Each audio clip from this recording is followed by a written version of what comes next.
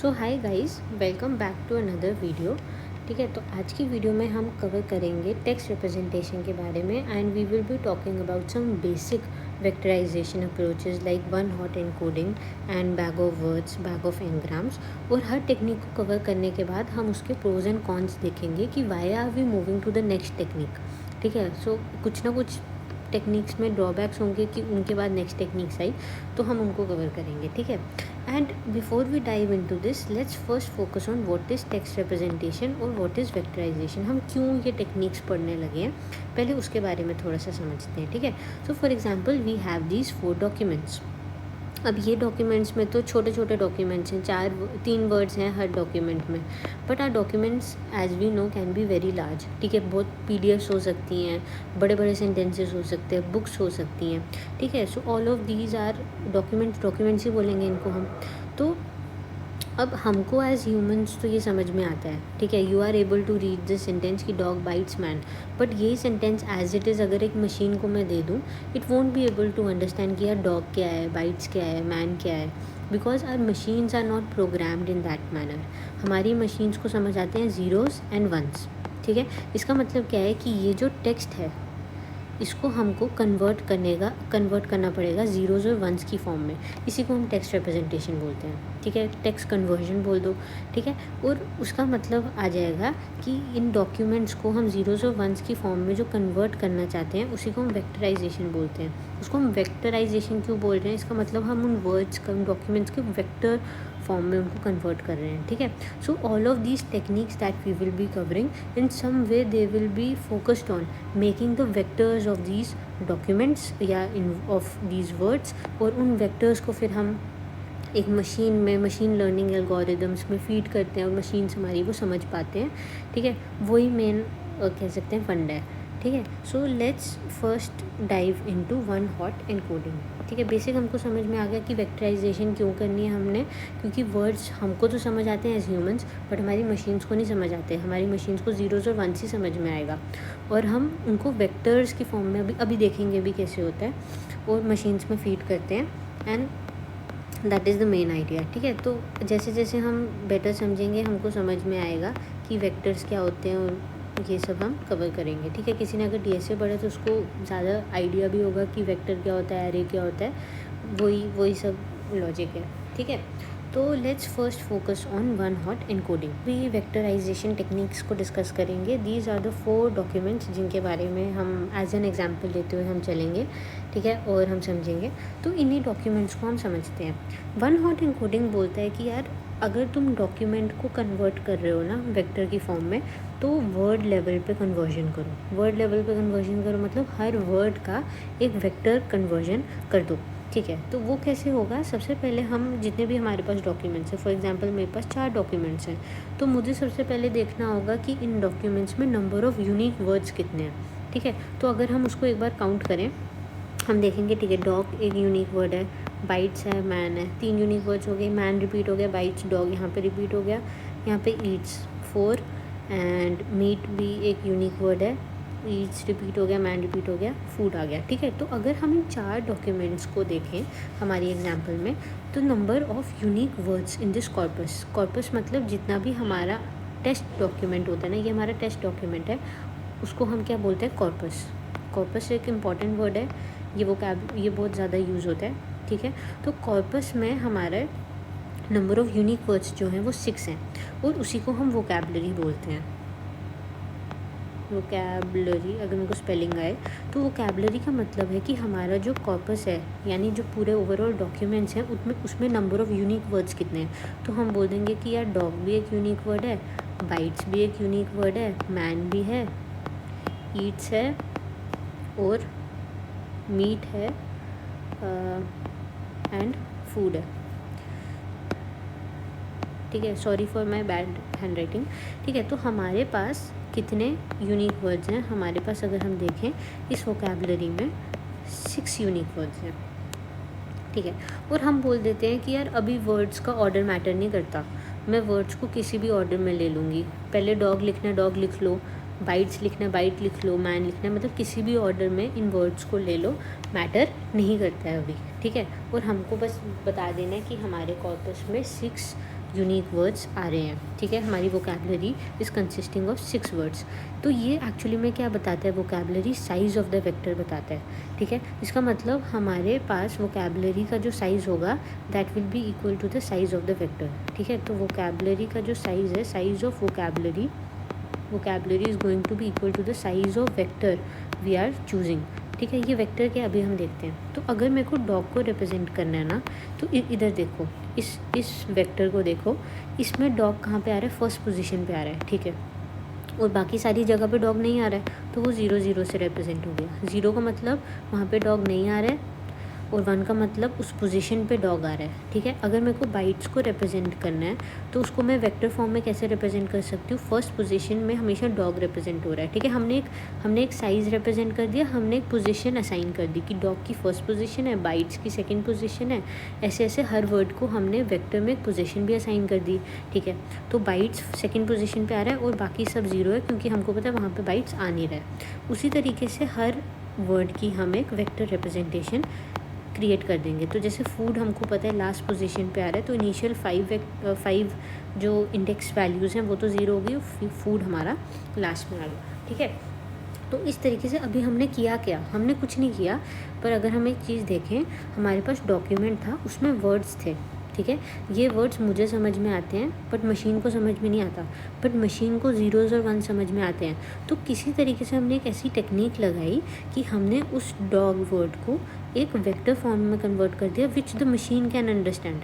Machine को 1 0 0 ऐसे ये तो समझ में आएगा ना, तो मैंने क्या कर दिया, इस वर्ड की एक वेक्टर फॉर्म क्रिएट कर दी, ठीक है। वर्ड की एक वेक्टर फॉर्म क्रिएट कर दी मैंने, ठीक है। तो अब हमने वर्ड को तो क्रिएट कर दिया, यानी हमने अगर हम वन हॉट एनकोडिंग को ध्यान से समझे ना, वो वर्ड लेवल पे ऑपरेट कर रहा है, ठीक है। तो वन हॉट एनकोडिंग जो है ना, वो वर्ड लेवल पे ऑपरेट करता है, वर्ड लेवल पे, ठीक है। तो अगर हम डॉक्यूमेंट 1 को देखें ना, तो डॉक्यूमेंट 1 हमारा था कि डॉग बाइट्स मैन। तो इस डॉक्यूमेंट को फिर मैं किस फॉर्म में कन्वर्ट कर सकती हूँ कि डॉग की वेक्टर फॉर्म जो है दैट इज़ 1 0 0 0 0 0, ठीक है। फिर बाइट्स का क्या आ जाएगा, 0 1 0 0 0 0, एंड मैन का क्या आ जाएगा, 0 0 1 0 0 0, और ये ओवरऑल हमारा डॉक्यूमेंट D1 हो जाएगा, ठीक है। तो ये हमारे पास डॉग है, ये बाइट्स है, ये मैन है। अगर हम ने थोड़ा भी समझा हो ना, तो ये क्या आ गया, ये एक 2D वेक्टर आ गया। देखो, ये एक वेक्टर है, ये एक वेक्टर है, ये एक वेक्टर है D1, और ये 2D वेक्टर है जिसमें नंबर ऑफ़ रोज़ जो हैं ये 0th रो है, और नंबर ऑफ़ कॉलम्स जो हैं वो 3 हैं। तो नंबर ऑफ़ कॉलम्स कितने हो गए, it depends upon the number of words उस डॉक्यूमेंट में कितने आ रहे हैं, ठीक है। तो जिस तरीके से हमने D1 को रिप्रेजेंट किया, D2 भी सिमिलर फॉर्म में एक 2D वेक्टर हमारा रिप्रेजेंट हो जाएगा, D3 भी ऐसे ही हो जाएगा, D4 भी ऐसे ही हो जाएगा, ठीक है। तो इसका मतलब हमारे जो डॉक्यूमेंट्स हैं वो 2D वेक्टर की फॉर्म में आ रहे हैं, और हमारे जो वर्ड्स हैं वो वेक्टर की फॉर्म में आ रहे हैं, ठीक है। 2D वेक्टर एंड वेक्टर्स, ठीक है। अब हम ये देखते हैं कि इसके बाद बहुत सारी टेक्निक्स आई हमारे पास आगे, जैसे हम पढ़ेंगे we will see bag of words, bag of ngrams, बहुत सारी टेक्निक्स आई। तो ऑब्वियसली इस टेक्निक के बहुत सारे कॉन्स हैं, एक ही इसका प्रो है, ठीक है। जो हमको फ़ायदा है कि हमने बेसिकली जो काम करना था वो तो हो गया, हमको वर्ड्स को वेक्टर की फॉर्म में रिप्रेजेंट करना था, हमने वो चीज़ कर ली। लेकिन कॉन्स क्या हैं वो हम एक बार ऑब्ज़र्व करते हैं, ठीक है। ऑब्ज़र्व ध्यान से करो। अगर हम इस डॉक्यूमेंट के वोकैबलरी को देखें, ठीक है। वोकैबलरी मैंने क्या बोला, number of unique words that occur across the corpus. Corpus क्या होता है कि जितने भी हमारे टेक्स्ट डॉक्यूमेंट्स हैं उसको हम कॉर्पस बोलते हैं। ओवरऑल हमारे पास जितना भी मटेरियल है, ठीक है, जितना भी टेक्स्ट है ओवरऑल, उसको हम कॉर्पस बोलते हैं, और उसमें जितने नंबर ऑफ़ यूनिक वर्ड्स होते हैं वो वोकैबलरी होता है, ठीक है। तो अभी तो हमने बहुत छोटे से डॉक्यूमेंट्स लिए यार, हर डॉक्यूमेंट में सिर्फ 3 वर्ड्स हैं, ओवरऑल 6 वर्ड्स बने हमारे। बट प्रैक्टिकली अगर हम नंबर ऑफ़ PDFs देखें, बड़े बड़े डॉक्यूमेंट्स होते हैं, बुक्स होती हैं, ठीक है, तो अबाउट 50,000 1 लाख, मतलब ये तो मिनिमम नंबर ऑफ़ वर्ड्स होते हैं, ठीक है। इतने वर्ड्स तो एक डॉक्यूमेंट में होंगे ही। जब तुम प्रैक्टिकली रियल वर्ल्ड चीज़ों पे काम करोगे तो बहुत सारे thousands and lakhs of words होते हैं, ठीक है, जिनके साथ तुम एट अ टाइम डील कर रहे होगे। इसका मतलब हमारी वोकैबुलरी का साइज़ जो है वो thousands and lakhs of words होगा, ठीक है। तो उसमें तुम अगर डॉग को रिप्रेजेंट करने गए तो एक पोजीशन पे 1 आएगा और इतने thousands and lakhs of positions पे ज़ीरोज़ आएंगे, ठीक है। तो ये चीज़ हमको समझ में आ रही है कि ये कितना बड़ा वेक्टर साइज़ होगा। वेक्टर साइज़ कितना बड़ा होगा, vector size will be proportional to the number of unique words coming, और वो तो बहुत सारे होंगे, ठीक है। और एक ही जगह पे 1 आएगा और बाकी जगह पे 0 आएगा। इसको क्या बोलते हैं? Sparse vector. किसी ने अगर थोड़ा बहुत भी पढ़ा होगा, इसको क्या बोलते हैं? स्पार्स वेक्टर बोलते हैं। स्पार्स वेक्टर्स प्रॉब्लमैटिक है ना हमारी एल्गोरिदम के लिए, क्योंकि एक प्रॉब्लम जो आती है ना, दैट इज़ ओवरफिटिंग। या तुम खुद सोचो, एक जगह पे 1 आ रहा है और थाउजेंड्स ऑफ जगह पे, अगर मैं 50,000 भी कॉर्पस का साइज वोकैबुलरी साइज़ बोल दूँ, एक जगह पे 1 आ रहा है और बाकी 49 और बहुत सारी, मतलब जिससे आइडिया लगे ना, नंबर ऑफ़ प्लेसेस पे ज़ीरोज़ आ रहे हैं, ठीक है। तो हमारा स्पार्स वेक्टर की प्रॉब्लम आ जाएगी। बहुत ज़्यादा ज़ीरोज़ आ रहे हैं, हमको इतना तुम कैसे मशीन को फीड करोगे कि, ठीक है। तो यू गेट द आइडिया कि स्पार्स वेक्टर सबसे पहली प्रॉब्लम जो है दैट इज़ स्पार्स रिप्रेजेंटेशन है, जो हम वर्ड लेवल पे जाके कर रहे हैं, दैट इज़ स्पार्स रिप्रेजेंटेशन है। इससे बेटर ये नहीं होता कि यार मैं डॉक्यूमेंट लेवल पे रिप्रेजेंट करती, ठीक है, देखेंगे उसको भी। दूसरी बात जो आ जाती है ना, वो है कि नो फिक्स्ड रिप्रेजेंटेशन। इसका क्या मतलब है? फिक्स्ड रिप्रेजेंटेशन साइज़, इसका क्या मतलब है कि अभी मैंने जो डॉक्यूमेंट लिया था ना, उसमें सब डॉक्यूमेंट्स में 3-3 वर्ड्स थे। बट सपोज़ करो मेरे डॉक्यूमेंट D1 में 4 वर्ड्स होते, ठीक है। तो इसका जो 2D वेक्टर बनता, उसमें जो कॉलम साइज़ होता वो 4 होता, 0 1 2 3, ठीक है। तो इसका जो कॉलम साइज़ होता वो 4 होता। D2 में अगर हमारे पास 5 वर्ड्स हैं, ठीक है, तो हर वर्ड को तुम वेक्टर फॉर्म में कन्वर्ट कर रहे हो और ओवरऑल हमारा 2D एक वेक्टर बन रहा है, तो इसके जो कॉलम साइज़ होगा वो 5 होगा। तो अगर तुम डॉक्यूमेंट लेवल पे देखो ना, तो डॉक्यूमेंट लेवल पे जो साइज़ है ना डॉक्यूमेंट्स का, वो फिक्स नहीं है। It depends upon number of words that are coming in that document, ठीक है। तो हमारी मशीन लर्निंग एल्गोरिदम्स के लिए ये प्रॉब्लमेटिक होता है, क्योंकि उनको जो साइज़ चाहिए ना, वो एक फ़िक्स साइज़ चाहिए होता है। यहाँ पे 4 वर्ड्स हैं, यहाँ पे 5 वर्ड्स हैं, ये चीज़ नहीं चलेगी। ये चीज़ प्रॉब्लमेटिक होगी हमारी मशीन लर्निंग एल्गोरिदम में, जब बाद में हम ये वेक्टर्स को फीड करेंगे, तो ये प्रॉब्लमेटिक होता है, ठीक है। तो हमारी एल्गोरिदम्स को एक फ़िक्स साइज़ ऑफ जो डॉक्यूमेंट वेक्टर्स है ना, वो चाहिए होगा, ठीक है। तो ये दूसरा ड्रॉबैक आ गया। उसके बाद अगर हम देखें ना, एक OOV चीज़ होती है which is out of vocabulary, ठीक है। तो स्पेलिंग देख लेना, पता नहीं ठीक है कि नहीं। वोकैबुलरी प्रॉब्लम क्या बोलती है कि यार अभी हमारे कॉर्पस में जो हमने वोकैबुलरी क्रिएट की, उसमें जब हमने मॉडल को एक्चुअली में ट्रेनिंग की है ना, उसमें 6 वर्ड्स हैं। बट अगर सपोज़ करो जब मॉडल को एक्चुअली में हम यूज़ करने निकले, ठीक है, और एक न्यू वर्ड आ गया एप्पल, तो हमारे मॉडल के लिए ये वर्ड एग्जिस्ट ही नहीं करता। उसके पास वेक्टर रिप्रेजेंटेशन ही नहीं है, उसको पता ही नहीं है ये वर्ड क्या है, वो रिप्रेजेंट कैसे करेगा इसको, ठीक है। तो हमारा डॉक्यूमेंट क्या करेगा, उस चीज़ में हमारा जो मॉडल है वो फेल कर जाएगा, ठीक है। या तो वो इसको इग्नोर कर देगा, मतलब वो फेल कर जाएगा, मेन बात है, क्योंकि उसके पास एप्पल जैसी कोई रिप्रेजेंटेशन है ही नहीं एप्पल के लिए। तो इन वर्ड्स को क्या बोलते हैं? Out of vocabulary words. हमारी वोकैबुलरी में 6 वर्ड्स थे, उसमें से कोई उसके अलावा वर्ड अगर आ गया, हमारे मॉडल को पता ही नहीं चलेगा उसकी रिप्रेजेंटेशन कैसे क्रिएट करे वो, ठीक है।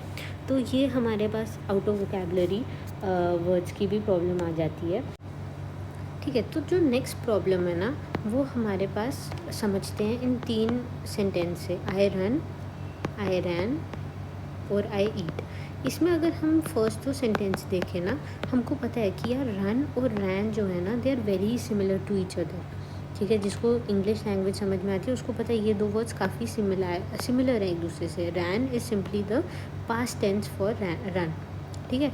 तो लेकिन हमारी वोकैबलरी जब क्रिएट होगी उसमें रन भी एक अलग वर्ड होगा, रैन भी एक अलग वर्ड होगा, और हमारी मशीन को कोई कुछ समझ नहीं है। सिमिलैरिटी जैसी कोई चीज़ उसके लिए एग्जिस्ट ही नहीं करती कि वर्ड सिमिलर हो सकते हैं, डिसिमिलर हो सकते हैं, 2 sentences can have similar meanings but different words, ऐसा कुछ भी हमारी वोकैबलरी में अभी मॉडल को कुछ समझ में नहीं आता। ठीक है। So this is also major drawback, because हम बेसिकली क्या कर रहे हैं, हम अपनी लैंग्वेज को मशीन को समझाने की कोशिश कर रहे हैं। ठीक है। तो उसमें सिमिलैरिटीज़ होती हैं, हमारी मशीन को इस मॉडल के थ्रू ये तो चीज़ समझ में नहीं आएगी। ठीक है। So next we will be covering bag of words and उसको समझते हुए then we will see are there some of these cons, इसमें से कुछ कॉन्स क्या bag of words is able to solve them और नॉट। ठीक है। तो I will meet you in the next video and then we will see about bag of words. Thanks for watching.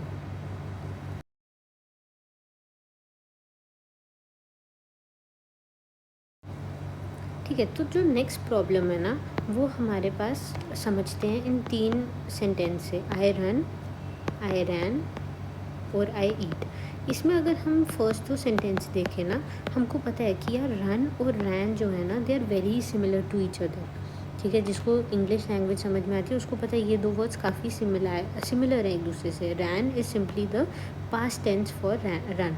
ठीक है।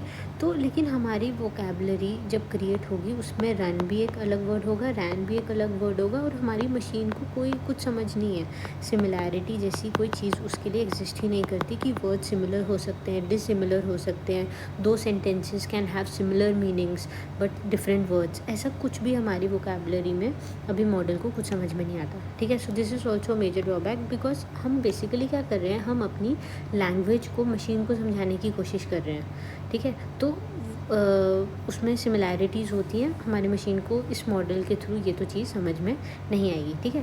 So next we will be covering bag of words and उसको समझते हुए then we will see are there some of these cons, इसमें से कुछ cons क्या bag of words is able to solve them और नॉट। ठीक है। तो I will meet you in the next video and then we will see about bag of words. Thanks for watching.